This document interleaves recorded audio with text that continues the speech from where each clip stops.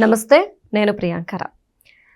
అంటే ఎవరైనా శిక్ష అనుభవించి బయటకొచ్చిన తర్వాత చూస్తే వాళ్ళలో పరివర్తనం అనేది కంపల్సరీ కనిపిస్తుంది.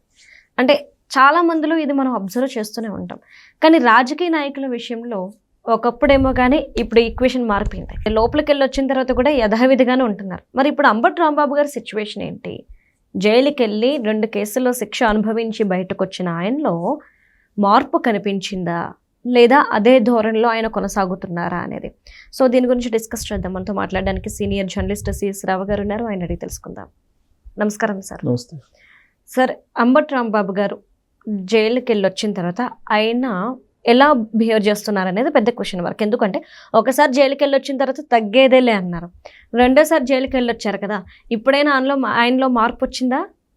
ఇప్పుడు ఆయనలో మార్పు వచ్చిందా లేదా అని అంటే, రెండోసారి జైలు నుంచి బయటకు వచ్చిన తర్వాత తగ్గేదేలా అని చెప్పి ఇలా అనలేదు, కానీ ఇలా కూడా అనలేదు. కానీ నాకు హ్యాపీగా ఉంది జైల్లో, నేను ఎంజాయ్ చేశాను అని చెప్పేసి అన్నారు. ఏ పొలిటీషియన్ అయినా కానీ అదే అంటారు. ఎందుకంటే పొలిటీషియన్ ఎప్పుడు కూడా తగ్గి మాట్లాడు ఎప్పుడు కూడా పొలిటీషియన్. ఎందుకంటే తగ్గి మాట్లాడితే కనుక క్యాడర్ నిరుత్సాహపడిపోతారు. పైగా అందుట్లో ఈయన కాపు టైగర్ అని చెప్పేసి ఒక బిరుదు ఇచ్చేశారు జగన్మోహన్ రెడ్డి గారు. సో ఆ మాట అన్నప్పుడు మీకు టైగర్ లాగానే, ఒకవేళ లోపల ఏదైనా బాధ ఉన్నా కానీ టైగర్ లాగానే కనిపించాలి. ఆల్రెడీ వైఎస్ఆర్ కాంగ్రెస్ పార్టీ వాళ్ళకి డైరెక్షన్ ఇచ్చుంటారు, అలానే కనిపించారండి. నేనేం బాధపడలేదు, చాలా హ్యాపీగా ఫీల్ అయ్యాను. జైల్లో అద్భుతంగా ఉంది, కాకపోతే నేను బాత్రూంలో జారిపడ్డాను అని చెప్పేసి అన్నారు. అంటే ఎవరైనా కొట్టారనుకుంటారేమోనని చెప్పేసి నేను బాత్రూంలో జారిపడ్డానని చెప్పి అన్నారు. ఎవరు అనుకుంటారు కొట్టారని? నిజంగా కొడితే కనుక ఒకసారి కొడితే 10 సార్లు కొట్టారు, నన్ను కొల్లబొడిశారు అని చెప్పి చెబుతారు. పైగా జగన్మోహన్ రెడ్డి గారు టైగర్ అన్నారు కాబట్టి చెప్పకుండా ఉన్నాడేమో, చెప్తే మళ్ళీ డ్యామేజ్ అవుతానండి. జనరల్గా చంద్రబాబు గారి ప్రభుత్వంలో అలాంటివి జరగవు. రఘురామకృష్ణరాజు గారికి జరిగినట్టు 3rd డిగ్రీలు జరగవు, జరిగే ఛాన్సులు ఉండదు కాబట్టి వీళ్ళు తగ్గేదిలే అంటున్నారు.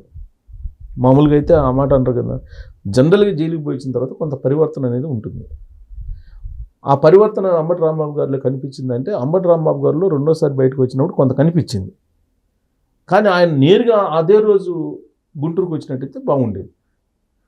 రాకుండా అక్కడ స్టే చేశారు, నైట్ రాజమండ్రిలోనే స్టే చేశారు. బెయిల్ మీద బయటకు వచ్చేసారు. బయటకు వచ్చిన తర్వాత రాజమండ్రిలో స్టే చేశారు. ఆ నైట్ మొత్తం రాజమండ్రిలో ఉన్నారు. రాజమండ్రిలో తర్వాత రోజు రాజమండ్రి నుంచి వచ్చారు. అంటే దాని అర్థం ఏంటి? రాజమండ్రి నుంచి ఇప్పుడు ఆడ బెయిల్ రాగానే నేరుగా గుంటూరు వచ్చినట్టయితే అది వేరే ఉండేది. అంటే మరుసటి రోజు గ్యాదరింగ్ చేయాలి, పబ్లిక్ గ్యాదరింగ్ చేయాలి, అక్కడి నుంచి పెద్ద ర్యాలీ పెట్టాలి, టైగర్ వస్తున్నాడు, కాపు టైగర్ అని చెప్పి ఎలివేట్ చేయాలి, కాపు సామాజిక వర్గం ఓట్లని సానుకూలంగా మలుచుకోవాలి. ఇదంతా పొలిటికల్ ప్లాన్, వెరీ క్లియర్ కదా, పొలిటికల్ ప్లాన్. సో ఇప్పుడు ఆయన ఆ రోజు రైతులు జక్కంపూడి వాళ్ళ ఇంట్లో స్టే చేశారు. మరుసటి రోజు ఆయన వచ్చారు. మరుసటి రోజు వస్తే ప్రతి రాజమండ్రి నుంచి విజయవాడ మధ్యలో అనేక మంది వచ్చి ఆయనకి కలవడం, ఆయన్ని కలిసి ఆయన్ని ఎలివేట్ చేయడం, ఇవన్నీ చేసుకుంటూ వచ్చి గుంటూరు దాకా వచ్చారు. ఎక్కడ? విజయవాడ దాకా. విజయవాడ ప్రకాశం బ్యారేజ్ నుంచి పెద్ద ఎత్తున ర్యాలీ తీయాలని చెప్పి ప్లాన్ చేశారు. నిన్న సాయంత్రం పోలీసులు 30 యాక్ట్ పెట్టారు. 30 యాక్ట్ పెట్టినప్పుడు ఆ 30 యాక్ట్ని ఇంప్లిమెంట్ చేయాలి కదా. ఆ 30 యాక్ట్ని ఇంప్లిమెంట్ చేసేటువంటి క్రమంలో పోలీసులతో వాగ్వాదాన్ని దిగాడు. మళ్ళీ ఆయన నీ ఎంత చూస్తానని చెప్పేసి ఇటు ఏళ్ళు చూపిస్తా, ఆల్రెడీ వాళ్ళ ఫోటోలు వచ్చినాయి కదా పేపర్లో. ఫస్ట్ దీన్ని బట్టి మరి ఆయన మారాడు అనుకోవాలా, పరివర్తన చెందాడు అనుకోవాలా? ఇప్పుడు ఆ టోల్ ప్లాజా ఏదో ఉంది కదా, అక్కడ నుంచి కాజా టోల్ ప్లాజా దగ్గర నుంచి ఆయన ఇంటి దాకా పెద్ద ఎత్తున ర్యాలీ తీయాలని చెప్పి చూశారు. 30 యాక్ట్ ఉంది, పోలీస్ 30 యాక్ట్ ఉంది. మీరు ఆ 4-5 వెహికల్స్ తప్ప, మీ వెహికల్ తోటి మ్యాక్సిమం 7-8 వెహికల్స్ తప్ప మీరు అలౌ చేయమని చెప్పారు. లాస్ట్కి పోలీసులు ఏం చెప్పారు, అది వినాల్సిన పరిస్థితి ఏర్పడింది. మీరు ట్రాఫిక్ జామ్ చేయడానికి లేదు, సాయంత్రం పూట హైవేలో వస్తా పోతుంటే మీరు ట్రాఫిక్ జామ్ చేయడానికి లేదని చెప్పారు.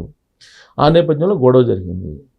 అక్కడ ఉండేటువంటి సిఐల్ని ఈయన ఎదురు తిరిగి మాట్లాడారు, ఎస్ఐని ఎదురు తిరిగి మాట్లాడారు అని అంటారు.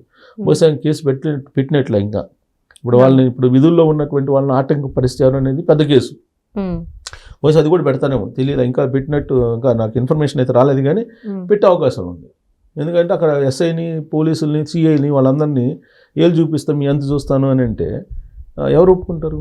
విధుల్లో ఉన్నటువంటి పోలీసుల్ని మీ ఇష్టం వచ్చినట్టు మాట్లాడితే ఒప్పుకోరు కదా, కేసులు పెడతారు, పెట్టకుండా ఉండరు, దానికి మూల్యం చెల్లించాల్సి ఉంటుంది.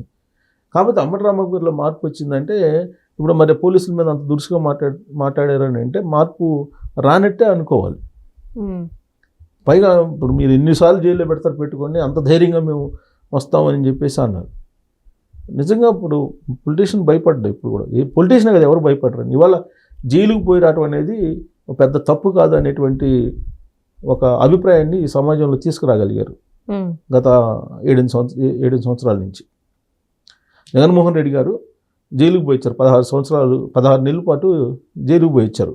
జైలుకి వెళ్ళి వచ్చిన తర్వాత ప్రతిసారి అసెంబ్లీలో నువ్వు జైలుకి పోయిచ్చావు అని చెప్పేసి అన్నారని ఆయనకి లోపల నన్ను జైలుకి పోయిచ్చారు అంటారని చెప్పేసి ఆయన అధికారంలో రాగానే వరుస పెట్టి అందరినీ అచ్చెన్నాయుడు గారి దగ్గర నుంచి, కొల్లు రవీంద్ర దగ్గర నుంచి, దూడిపాటి నరేంద్ర గారి నుంచి, జేసీ ప్రభాకర్ రెడ్డి దగ్గర నుంచి ఎవరు దొరికితే వాళ్ళని లోపలేసేసారు. ఇప్పుడు నువ్వు జైలుకి పోయిచ్చావు అంటే నువ్వు పోయి రాలని అంటారు. అంతేగా ఇప్పుడు ఈ పరిస్థితి ఏంటి? జైలుకి పోయి రావడం తప్పే కాదు అనేటువంటి పరిస్థితి సమాజాన్ని తీసుకొచ్చేసారు. పైగా జైలుకి పోయి వచ్చిన తర్వాత ఆయన ఒక మహాత్మా గాంధీ లాగా చేసుకొని వస్తారు, స్వాతంత్ర సమరయోధులాగా ఊరేగించుకొని తీసుకురావడం అనేది ఫ్యాషన్ అయిపోయింది. అంబటి రాంబాబు గారు ఆ మాట అన్నారు కదా సార్, ఏదో నేను వారం రోజులు కనిపించలేదని నా కోసం నా అభిమానులు వచ్చారు నన్ను తీసుకెళ్ళడానికి, నన్ను చూడడానికి, అది కూడా తప్పు అంటారా మీరు అని చెప్పి క్వశ్చన్ చేశారు. అంటే క్వశ్చన్ మార్క్ ఏంటి అంటే ఏదైనా ఉద్యమకారుణ్ణో లేదంటే మంచి చేసి తప్పుడు కేసులో లోపలికి వెళ్ళినో వీళ్ళకి పరామర్శకు జనాలు వచ్చారు అంటే ఓకే, ఈయనకు కూడా వచ్చి ఇలాంటి బూతులు తిట్టిన వాళ్ళకి కూడా వచ్చి పరామర్శకు వచ్చారు అంటే అది ఎలా చూడాలి? వస్తారు. ఇప్పుడు ఎవ్వరికి కూడా పబ్లిక్ వస్తారు. ఎందుకు వస్తారు అంటే ఆ వచ్చేవాళ్ళు ఉంటారు. రాజకీయ పార్టీలు మీటింగులు పెట్టినా లేదంటే రాజకీయ నాయకులు ఏంటంటే ర్యాలీకి రమ్మన్నా డబ్బులు తీసుకుని వచ్చేవాళ్ళు బోల్డ్ మంది ఉన్నారు. దీనికి సంబంధించి సపరేట్గా టీమ్ లీడర్స్ కూడా ఉన్నారు, అంటే ముఠామేస్తులు లాగా ఉన్నారు. డబ్బులు ఇస్తే తీసుకొస్తారు. మీకు ఎగ్జాంపుల్ చెప్తా. ఈ మధ్యకాలంలో జగన్మోహన్ రెడ్డి గారు వచ్చారు కదా, సిబిఐ కోర్టుకు అటెండ్ కావడానికి వచ్చారు కదా. వచ్చినప్పుడు మీకు బేగంపేట ఎయిర్పోర్ట్లో దిగాడు. బేగంపేట ఎయిర్పోర్ట్ దిగగానే బేగంపేట ఎయిర్పోర్ట్ నుంచి కోర్టు దాకా రోడ్డుకి ఇరువైపులా జనాలు ఉన్నారు. మరి పోయేటప్పుడు ఎందుకు లేరు? అభిమానులు అనుకుందాం, వాళ్ళ అభిమానులు కదా. మరి కోర్టుకి వెళ్ళి కోర్టు నుంచి మళ్ళీ బేగంపేట ఎయిర్పోర్ట్ వచ్చేదాకా ఉండాలిగా అభిమానులు. ఏమైపోయారు? వచ్చేటప్పుడు ఉన్నారు, పోయేటప్పుడు ఏమైపోయారు? అంటే ఎవరికైనా ఇప్పుడు అందుకే కదా ముందు రోజు బెయిల్ వస్తే ఆ రాజమండ్రి నుంచి గుంటూరు ఆ రోజు రావాల్సింది మరుసటి రోజు దాకా ఎందుకున్నారు? బల ప్రదర్శన చేయాలి. బల ప్రదర్శన చేసి పార్టీ కోసం మేము మా లీడర్ ఇంత బలంగా ఉన్నాడు, తర్వాత కాపు జాతిని అవమానించారు, జైలుకి పంపించారు, చూడండి కాపు జాతి అని చెప్పేసి చెప్పడానికి రాజకీయ పార్టీలు చేసేటువంటి పని ఇది. ఏదో ఒక రాజకీయ పార్టీ కాదు, జనరల్గా రాజకీయ పార్టీలు చేసే పనే అది. సో కాబట్టి అంబటి రాంబాబు గారు మారతారంటే మారాలి. యాక్చువల్గా ఆయన మారతారు అనుకున్నారు అందరూ, కానీ ఆయన మారినట్టు కనిపించట్లేదు. అయితే ఒకటి మాత్రం మారారు. ఇప్పుడు ఎంత కాపు టైగర్ అన్నా కానీ నేను కాపు టైగర్ని కాదు, నా కాపులతో సంబంధం లేదు, నేను కాపు లీడర్ని కాదు, నేను కాపుల కోసమే రాజకీయాలు చేయట్లేదు అని చెప్పి ఆయన చెప్తున్నాడు. Right. Thank you so much sir. Thank you.